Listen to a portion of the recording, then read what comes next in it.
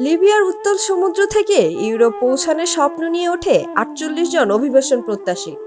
কিন্তু ৬ দিন ভেসে থাকার পর সেই স্বপ্ন তাদের জন্য মৃত্যুতে পরিণত হলো। গ্রিস উপকূলের কাছে অন্তত ২২ জন মারা গেছে। গ্রিস কোস্টগার্ড উদ্ধার করেছে ২৬ জনকে।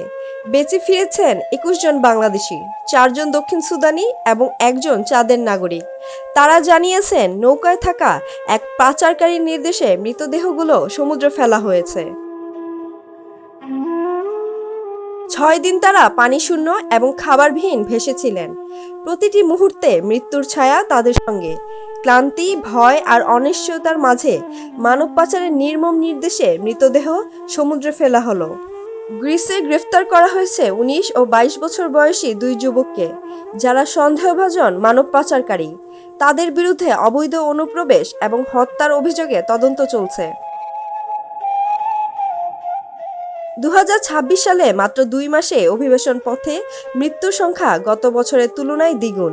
এটি আবারও দেখিয়েছে অভিবাসন রুটের নিরাপত্তা কতটা জরুরি এবং মানব পাচারের বিরুদ্ধে কঠোর পদক্ষেপ নেওয়াও কতটা গুরুত্বপূর্ণ। ইইউ পার্লামেন্টে অভিবাসন নীতি কঠোর করার প্রস্তাব দিয়েছে, তবে আন্তর্জাতিক মানবাধিকার সংস্থাগুলো এটিকে অমানবিক বলেছে। এই মর্মান্তিক যাত্রা আমাদের মনে করিয়ে দেয় প্রতিটি জীবন কত অমূল্য, আর অভিবাসন শুধু সংখ্যা নয়, এটি মানুষের স্বপ্ন, আশা এবং জীবন।